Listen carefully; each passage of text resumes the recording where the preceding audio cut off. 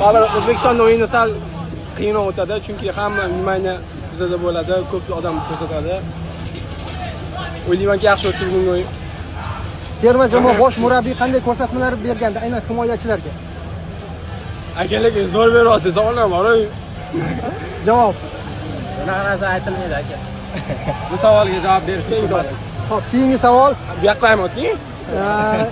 Nishonlash qanday bo'ladi? 10-da. Qiynayapti. 10-da nishonlash qanday bo'ladi? Ko'ramiz. Barcha Oldinda aytib qo'yish kerak emasmi? hozir butun O'zbekiston ko'ryapti sizni. O'zbekistonlik muxlislarga, sizning muxlislaringizga fikrlaringiz. Salom deyapti. Salom.